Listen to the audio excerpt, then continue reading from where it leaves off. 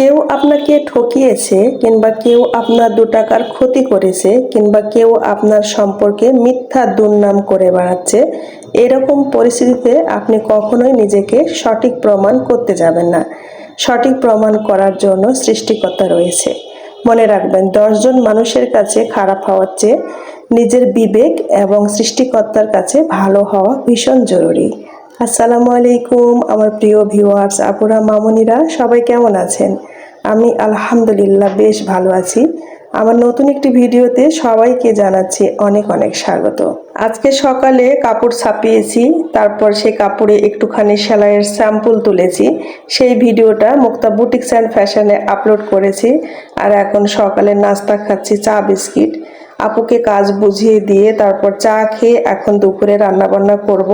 আর রান্না শেষ করে আমাকে বাইরে যেতে হবে। আপনারা আমার ব্যবসায়িক কাজগুলো পছন্দ করেন, তো একটু একটু করে সংসারের কাজ আর ব্যবসায়িক কাজগুলো আমার এই ভিডিওতে আপলোড করে থাকি। আর এই বিস্কিটটা খেতে আমার ভীষণ পছন্দ। এটা হলো সুপার বিস্কিট। ছোটবেলায় আমি খেতাম 3 টাকা প্যাকেটে কিনে। এক প্যাকেটে অনেকগুলো বিস্কিট থাকতো। আমি যখন প্রাইমারি স্কুলে পড়তাম তখন 3 টাকা দিয়ে এই বিস্কিটগুলো পাওয়া যেত। আর আজকে ছিল শুক্রবার। শুক্রবারে আপনাদের ভাইয়া গ্রামের বাড়ি যায়, আর গ্রামের বাড়ি থেকে আমার জন্য মাঝে মধ্যে এরকম মজার মজার গিফট নিয়ে আসে। চলেন আপনাদেরকে দেখাই। সজনে ডাঁটার শাক, এটা একদম আমার হাতের লাগানো গাছ। আর এটা 12 মাসের সজনে হয়। দেখা যায় 2 মাস 2.5 মাস পর পর ফুল আসে, তারপর একটু একটু করে সজনে খাওয়া হয়। নতুন গাছ, খুব বেশি বড় নয় গাছটা, আর একদমই অর্গানিক, কোনো ওষুধ দেওয়া নাই, আর আল্লাহর নেয়ামত। আর এত মজা হয় খেতে। এটা একটু মোটা মোটা হয় এই ডাঁটাগুলো, তো মোটা হলেও কিন্তু নরম, রান্না করলে খুব টেস্টি। কিছু ডাঁটা পাওয়া যায় যেগুলো খুব একটা টেস্ট থাকে না, এই ডাঁটাটা একদম দেশি। আমি কাস্টমাইজ করে ড্রেস বানাই, আবার সংসারের কাজকর্ম, এই জন্য নিয়মিত না ভিডিও আপলোড দেওয়া হয় না আপুরা। আমার বিজনেসের কাজে অনেকটা সময় ব্যয় করতে হয়, তো মাঝে মধ্যে ছোটোখাটো এইভাবে ক্লিপ আপনাদের সাথে শেয়ার করি। আর এখন যে আম দেখাচ্ছি, এই আমের নাম হচ্ছে বাড়ি 4। এই আমের সাইজ অনেক বড় হয়, আর এটা আমের সিজনের পরে পাকে, ফজলি আমের পরে পাকে। আর এগুলো সব নতুন গাছের আম। 2 বছর হয়েছে আমরা এই গাছটা লাগিয়েছি, আর এইবার আম এসেছে। অনেক শখ করে আমি 2টা গাছ লাগিয়েছিলাম আমাদের উঠানে। তো একটা গাছ আমাদের অংশে পড়েছে, আর এই বাড়ি 4-এর গাছটা অন্য অংশে পড়েছে। সেখান থেকে আমরা একটা আমও খেতে পারিনি। তো আপনাদের ভাইয়া আমার জন্য 40টা গাছ লাগিয়েছে, এই বাড়ি 4-এর গাছ। তো আলহামদুলিল্লাহ 40টা গাছই হয়ে গেছে। আল্লাহ পাক চাইলে তো সব গাছে আম আসবে। তো নতুন গাছ, কিছু কিছু গাছে আম এসেছে।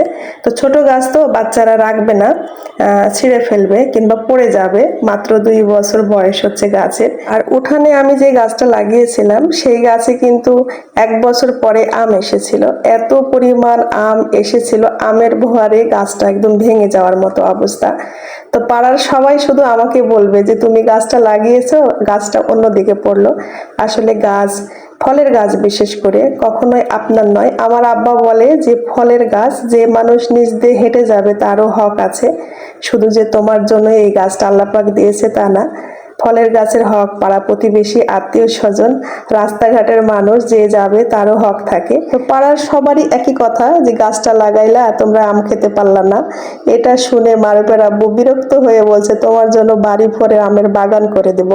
আর উনি নাকি আমার জন্য 40টা গাছ লাগিয়েছেন। আর আপনারাও দোয়া করবেন যেন সেই বাগানে আমার আম আসে, আর আল্লাহ পাক যেন বরকত দান করে, আমি যেন সবাইকে দিয়ে খেতে পারি। আর আমগুলো আমি ঘাটি আচার বানাবো, যেহেতু মিষ্টি আম, খুব বেশি গুড় বা চিনি লাগবে না। এখন আমি 2টা কেটে নিচ্ছি। এটা কিন্তু রাতের বেলা, উনি মাত্রই আসলেন। আর আমরা রাতের খাবারটা এখনো খাইনি, আগে আম কেটে খাবো তারপর ভাত খাবো। তো 2টা আম কেটে এখন একটু মশলা করে নিচ্ছি। হালকা টক, খুব বেশি টক নয় এই আমটা, কাঁচা মিঠা আম, এমনিতেও খাওয়া যায়। আমি এখানে সাদা লবণ নিলাম, তার সাথে বিট লবণ, জিরা ফাঁকি, আর অল্প একটু মরিচের গুঁড়া।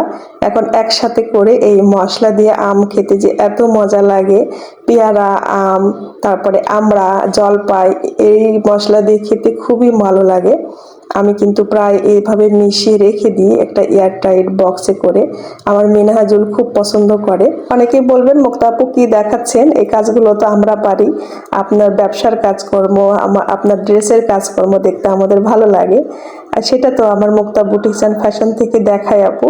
তো এই চ্যানেল থেকে আমি সারাদিন কি কাজ করি সেগুলো একটু একটু করে, প্রতিদিন ভিডিও শেয়ার দিতে পারি না, মাঝে মধ্যে একটু করে করি।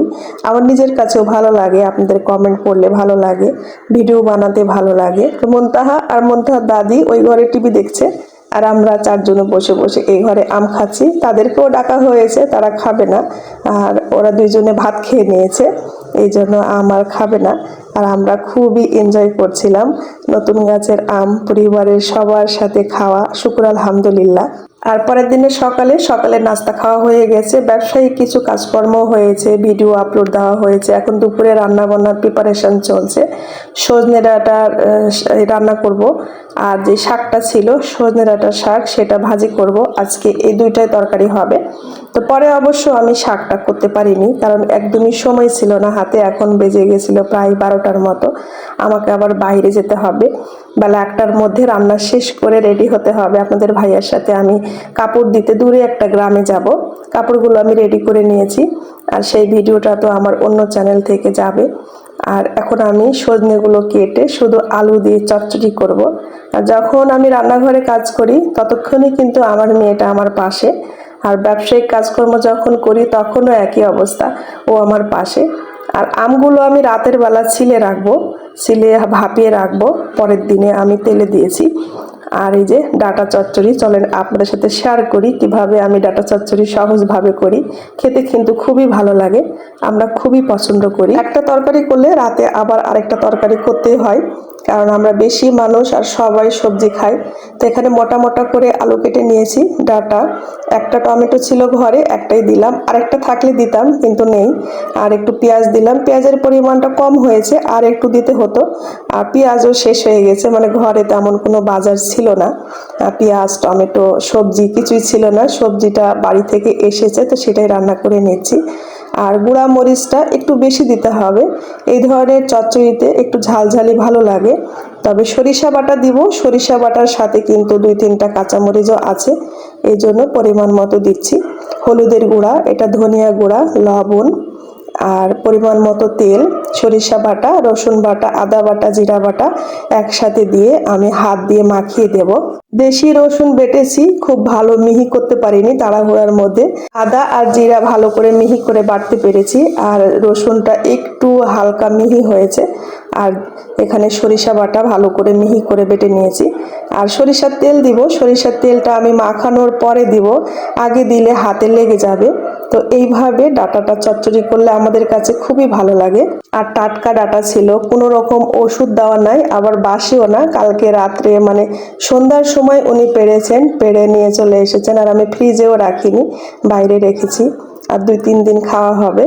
আর এইভাবে হাত দিয়ে একটু উল্টে পাল্টে সবগুলো মশলা যেন তরকারির সাথে ভালোভাবে মিশে যায়, এইভাবে মেখে একসাথে পানি দিয়ে চাপিয়ে দিব। পরে আর তেলে দেওয়ার দরকার নেই, একভাবে হবে।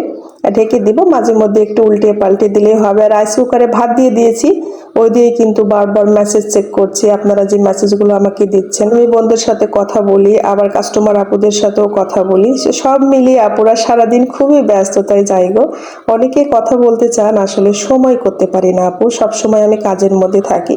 নিজের ব্যক্তিগত কিছু কাজকর্ম তো থাকে, তা তো সবই বুঝেন আপনারা। তো ব্যবসা এবং সংসারের কাজকর্ম নিয়ে আমি সব সময় ব্যস্ত থাকতে চাই। আর এর মধ্যে হোলসেলের কিছু অর্ডার নিয়েছিলাম, হোলসেলের ড্রেসগুলো উঠছে না, কারণ কর্মীরা কাজ করতে পারছে না। মাঝখানে একটু অসুস্থতা গেল, তারপরে আবার এখন সবার আমাদের দিকে না ধানের কাজ লেগেছে, এখন ধান ওঠার সময়।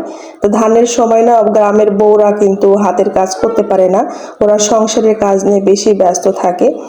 তো এই জন্য না অনেক কাপড় উঠতে দেরি করছে।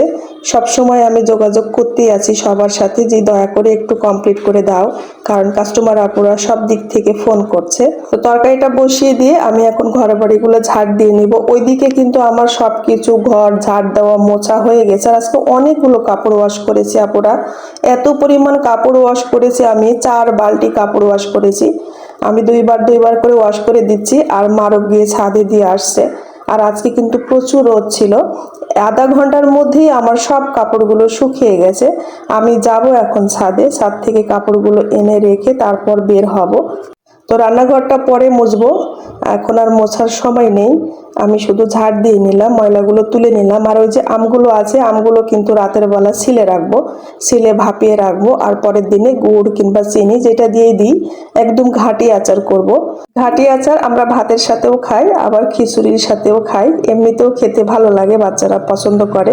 আর আমটা তো খুব মিষ্টি, বেশি গুড় চিনির দরকার নেই, গুড় বা চিনি কিনতেও হবে। বললাম না বাসায় কোনো বাজার নেই, বাজার করতে হবে, অনেক বাজার বাকি, লিস্ট করব, তারপর বাজার করে গুছাতে হবে।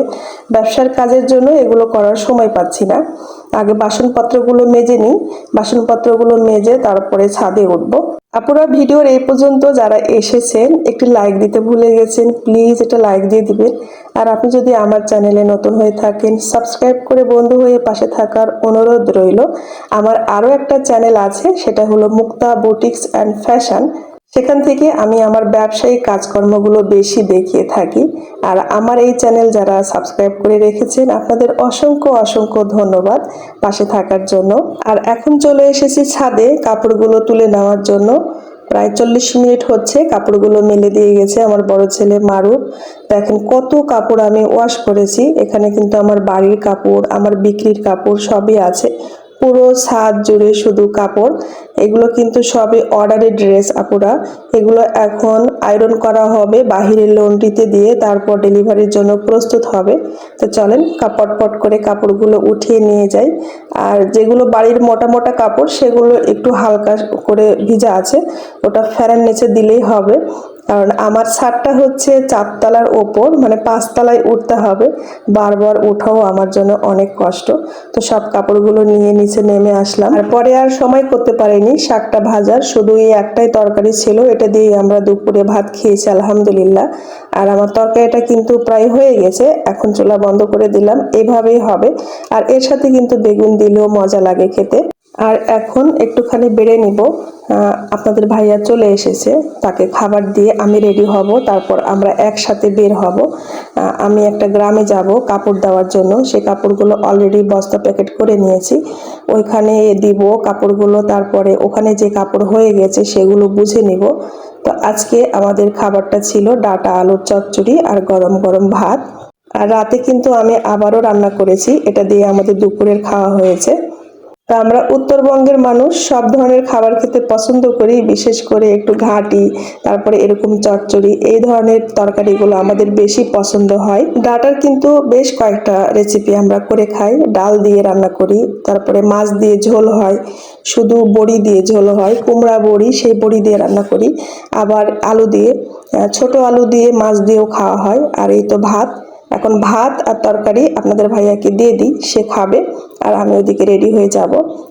এদিক থেকে মিনহাজুল খাওয়া শুরু করেছে, মিনহাজুলের দাদিও এখন বসবে। আর মুনতাহাকে ভাত বেড়ে দিচ্ছি, মুনতাহাও ভাত খাবে। এখন বাজে বেলা প্রায় 1:30 পরে, প্রায় 2টা বাজার মতো। তো 1টার মধ্যে বের হতে চেয়েছিলাম, আর একটু দেরি হয়ে গেল আর কি। রাতের বেলা আবার রান্না করলাম লাউ দিয়ে ডিম দিয়ে। ডিমটা সেদ্ধ করে একটু হালকা করে ভেজে নিয়েছি। আর এদিকে লাউটা কষাতে দিয়েছি, সেদ্ধ হলে ডিম দিয়ে হালকা করে ঝোল করে রান্না আর কি।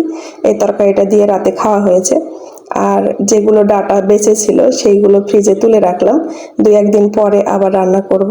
তো সবাই ভালো থাকেন আমার প্রিয় ভিউয়ার্স আপুরা। আজকের মতো ব্লগ ভিডিও এখানে শেষ করে দিই। আপনার মূল্যবান কমেন্টটি কমেন্ট বক্সে লিখে জানাবেন। দেখা হবে নতুন একটা ভিডিওতে। আল্লাহ হাফেজ, আসসালামু আলাইকুম।